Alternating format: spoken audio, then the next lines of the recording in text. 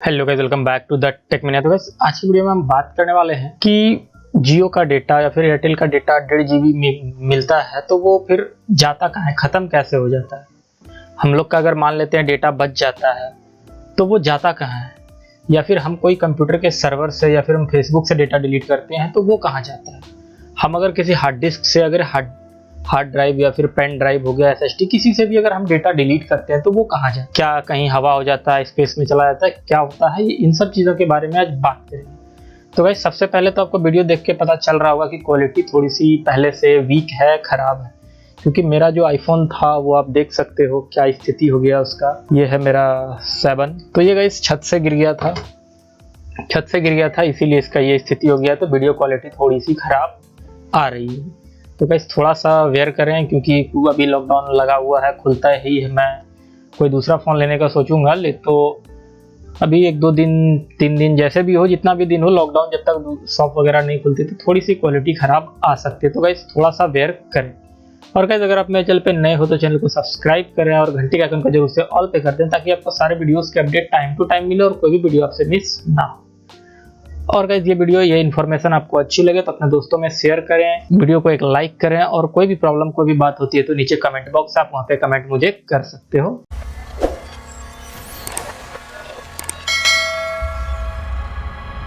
तो गाइस चलिए बिना देरी के वीडियो को शुरू करते हैं। तो सबसे पहला गाइस क्वेश्चन हम लोग पिक करते हैं कि जियो का डेटा या फिर एयरटेल का डेटा हम लोग 1 GB यूज किए, 500 MB रह गया, यानी कि 1.5 GB का अगर पर डे लिमिट है तो 1 GB ही यूज किए, तो वो 500 MB जो बचा वो कहाँ गया, या फिर हम लोग जो डेटा यूज करते हैं वो कैसे यूज होता है, क्या होता है, इन सब चीजों के बारे में पहले हम लोग बात कर लेते हैं। तो गाइस सबसे पहली जो बात है कि डेटा 1.5 GB मिलता है पर डे का। तो गाइस डेटा 1.5 GB का वो एक नाप है, वो एक माप है जो कि GB MB में आपको देखने को मिलता है। तो गाइस अब बात करते हैं कि हम लोग को तो 1.5 GB डेटा मिलता है, हम लोग उतना यूज करते हैं, फिर डेटा मेरा बंद हो जाता है, फिर नेट स्लो हो जाता है।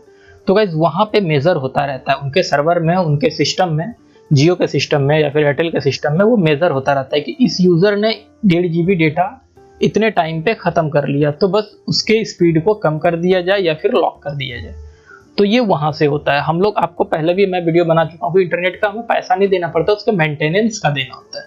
तो मेंटेनेंस में क्या है, जियो का कस्टमर केयर का जितना भी बंदा बैठा हुआ है या फिर उसके ऑफिस में जो भी वर्क कर रहे हैं, जो उसका कॉस्ट आ रहा है, इलेक्ट्रिसिटी वगैरह जो भी, तो उन सब चीजों का हम लोग चार्ज देते हैं। तो वो क्या करते हैं, उस चीज को नापते हैं कि इतने जीबी के हिसाब से प्लान आपको दिया जाता है, उतना यूज करते हो, नेट स्लो हो जाता है। तो ये तो हम लोग बात कर लिए। बचा हुआ डेटा कहाँ जाता है, तो गाइस बचा हुआ डेटा कहीं नहीं जाता। वो कोई ग्लास में रखा हुआ पानी नहीं है कि आपने आधा ग्लास पिया, आधा बच गया, उसको फेंकना है या फिर रखना है। तो वो क्या होता है, एक सर्विस है, एक प्रोवाइड की जाती है आपको सर्विस जियो की तरफ से कि आप इंटरनेट यूज कर सकते हो इतने, एक मतलब एक क्राइटेरिया होता है, 1 GB 1 MB का क्राइटेरिया होता है कि इतने टाइम तक, इतने GB तक आप यूज कर सकते हो नेट, बस ये होता है। अब अगर मान लेते हैं हम 4 कंप्यूटर एक वायर से कनेक्ट कर दें तो हमें पैसा नहीं देना होगा इस चीज का, डेटा इधर से उधर ट्रांसफर कर सकते हैं, एक सर्वर बना सकते हैं। लेकिन हम लोग क्या करते हैं, वर्ल्ड वाइड सर्वर को यूज करते हैं, तो इसके लिए क्या होता है कि बहुत सी कंपनी से गुजरना पड़ता है, तो उन सब चीज़ों का मेंटेनेंस लगता है, नेट का कोई पैसा नहीं। तो आपका बचा हुआ डेटा कहीं नहीं जाता, बस आपने उनकी सर्विस यूज नहीं की। ये बात है कि आपने उनकी सर्विस ही यूज नहीं की, उनका कोई फायदा नहीं, कोई नुकसान ना ही आपका कोई नुकसान है। हाँ, आपका ये आपको लग सकता है कि चलो भाई मेरा 1.5 GB मिलता था, आज का नेट बर्बाद हो गया, तो ऐसा कुछ भी नहीं है। वहां से आपको एक सर्विस प्रोवाइड की जाती है, आपको फिजिकली थैली में भर के डेटा नहीं दिया जाता है। जितना देर आप यूज करोगे, जितना आपकी लिमिट है, बस उतना देर सर्विस यूज करोगे, उसके बाद वो बंद कर देंगे।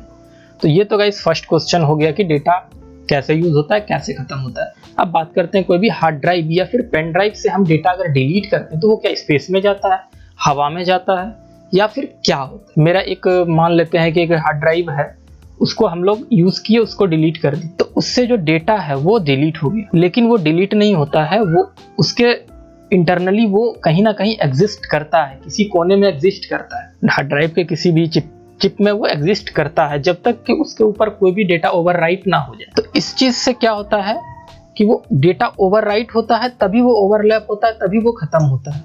अब किसी भी कपड़े के ऊपर अगर हम कपड़ा रख दें या फिर किसी भी मिट्टी मतलब अगर मान लेते हैं कि किसी भी चीज, कोई भी चीज है, उसके ऊपर कोई भी दूसरा चीज रख दें तो वो तो दब गया, वो तो ढक गया, उसका तो यूज नहीं रहा। तो वही बातें होती है हार्ड ड्राइव और पेन ड्राइव के साथ। डेटा तब तक उसमें एग्जिस्ट करते रहता है जब तक आप उसमें कोई भी डेटा ओवरलैप नहीं करा देते हो, कोई भी डेटा एंटर नहीं कर देते हो।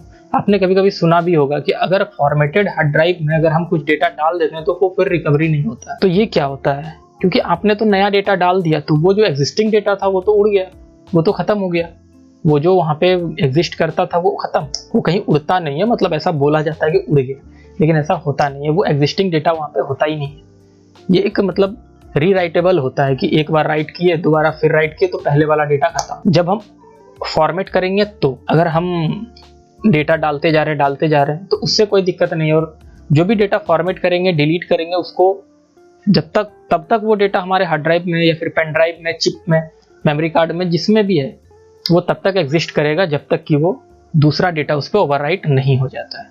तो ये तो गाइस बातें हो गई कि डेटा कहाँ जाता है, स्पेस में जाता है या फिर हवा में। तो अब तीसरे सेगमेंट की बात करते हैं कि मान लेते हैं हम फेसबुक चलाते हैं और फेसबुक पे कोई भी डेटा हम अपलोड किए और अपने साइट से डिलीट कर दिए, तो क्या वो डेटा डिलीट हुआ? तो गाइस नहीं, वो डेटा डिलीट नहीं होता है जब तक वो नहीं चाहे, क्योंकि आपने किसी के सर्वर में डेटा रखा है, आपने अपने साइट से डिलीट कर दिया उसको, या तो प्राइवेट कर दिया, तो जिस डेटा को आपने डिलीट किया वो उनके सर्वर से डिलीट तो हो गया, लेकिन अगर वो चाहे तो उसको रिकवर तो कर सकते हैं, क्योंकि रिकवरी का एक्सेस उसके पास है।